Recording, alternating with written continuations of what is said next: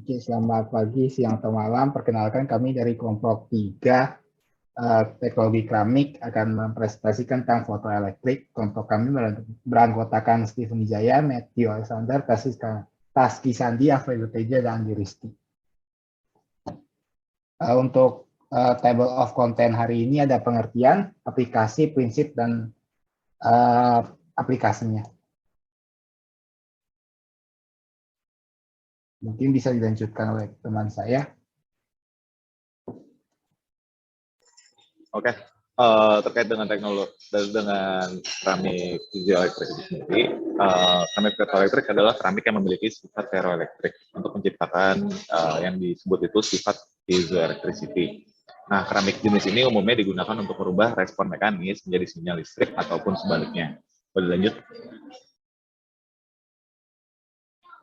Nah, pengertiannya lebih dalam, keramik fotoelektrik merupakan sebuah material yang dikembangkan sejak akhir abad ke-19.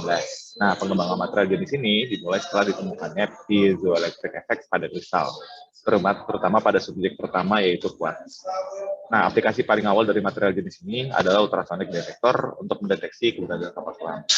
Nah, keramik fotoelektrik memiliki beberapa sifat, yaitu pertama dielectricity, di mana itu menjelaskan kemampuan keramik tersebut untuk merespon electric field. Kedua, elasticity, ini kemampuan mekanis dari si keramik tersebut. Kemudian piezoelectricity, yaitu karakteristik keramik tersebut dalam melakukan pemindahan muatan sesuai dengan mechanical force yang diberikan sebagai bentuk respon. Lanjut. Nah, keramik jenis ini biasanya dibuat dengan memberikan perlakuan polarisasi pada polikristal yang dibuat setelah melakukan pencampuran oksida melalui high temperature sintering. Contoh keramik jenis ini adalah pertama lead zirconate titanate, terus potassium niobate, sodium tungstate, dan juga zinc oxide dengan struktur wood. Berikut ada beberapa ilustrasinya. Boleh lanjut? Berikutnya kita akan bahas 6 prinsip. Untuk prinsip kerja dari fotoelektrik sendiri adalah ketika suatu cahaya atau dengan frekuensi tinggi ditembakkan ke permukaan suatu material, maka di permukaan tersebut sudah pasti ada elektron, dan elektron tersebut akan menerima energi, bervibrasi, dan melepaskan diri dari material tersebut. Karakteristik dari efek fotoelektrik ini adalah yang pertama, tiap material memiliki nilai frekuensi yang berbeda untuk membuat elektronnya dapat bervibrasi. Muatan elektron yang keluar dari permukaan sama besar dengan intensitas cahaya yang diterima. Stopping potensial sama besar dengan frekuensi cahaya yang diterima. Dan proses ini terjadi secara instan. Untuk prinsip kerjanya ini dapat ditinjau dari segi energi kinetiknya. Jadi energi kinetik dapat dibuat dengan persamaan berikut. Energi kinetik sama dengan H kali V dikurang M0, di mana H ini konstanta Planck, V ini adalah frekuensi radial, dan M0 ini adalah yang bakal dilanjutkan kepada H dikali V0, di mana V0 ini adalah frekuensi radiasi yang diperlukan. Secara dilanjutkan dengan rumus-rumus kemudian, jadi energi kinetik yang kita tahu setengah mv kuadrat, di mana M-nya adalah massa dan V-nya adalah velocity, sama dengan H dikali V dan V0. Dari persamaan ini dapat kita lihat jika V sama dengan V0, energi kinetiknya akan bernilai 0 karena akan habis, sehingga baru akan ada emisi dari fotoelektrik tersebut. Jika V lebih besar daripada V0, otomatis ada energi kinetik dan emisi akan terbentuk sehingga fotoelektrik terjadi. Jika V lebih kecil daripada V0, tidak akan ada energi kinetik, jadi tidak terjadi fotoelektrik. Nah, ini kemudian gambaran interaksi antara foton dan material yang digunakan pada efek fotoelektrik. Bisa dilihat di gambar yang sebelah kiri itu, yang gelombangnya itu adalah ketika energinya menabrak si atomnya, itu kemudian akan berinteraksi sama si atomnya itu, dan fotonnya itu akan diserap oleh atom, elektronnya itu yang akan keluar. Nah, kemudian efek fotolistrik ini bisa jadi maksimal itu kalau si energi foton yang datang itu adalah besarannya itu sama atau lebih besar sedikit dari energi ikat si elektron yang di atomnya tadi. Itu bisa jadi maksimum ketika dalam kondisi itu. Kemudian yang di sebelah kanan itu interaksi si foton dengan elektronnya itu disebut Compton effect.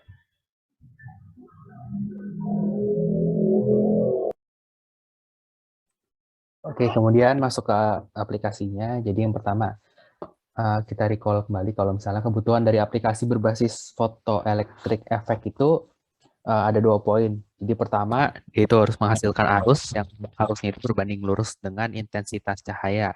Dan yang kedua itu dia memiliki respon yang cepat.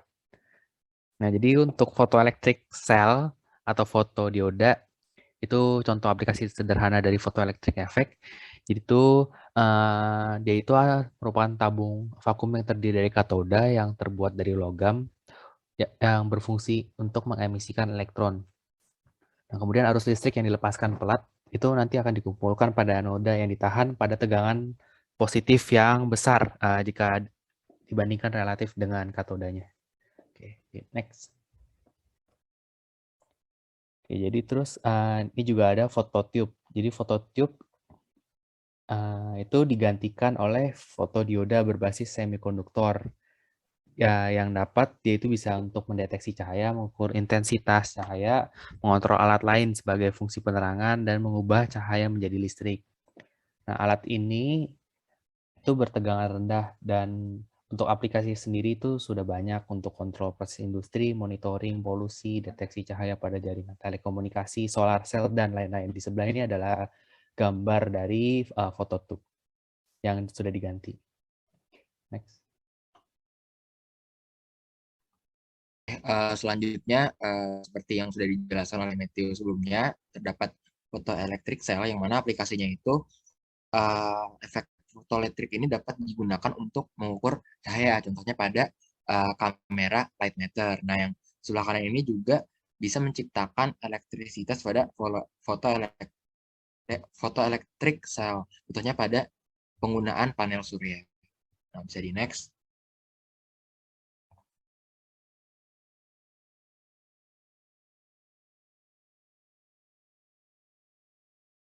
Oke, buat gambar berikutnya, ini aplikasi contoh lain bisa digunakan sebagai burglar alarm atau alarm yang mana bisa mendeteksi bila suatu peralatan ingin dibuka paksa, yang mana nanti akan membunyikan sirine. Nah, selain itu juga bisa dipakai sebagai fotoresistor yang bertujuan untuk mengurangi resistansi dengan meningkatkan intensitas cahaya. Nah, ini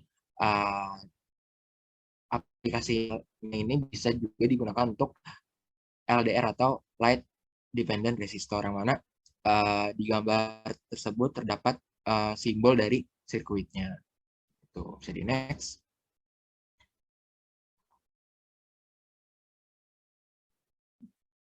Ya, baik, mungkin ini merupakan referensi yang kelompok kami gunakan. Ya, mungkin sekian presentasi dari kami. Kurang lebihnya mohon maaf. Wassalamualaikum warahmatullahi wabarakatuh.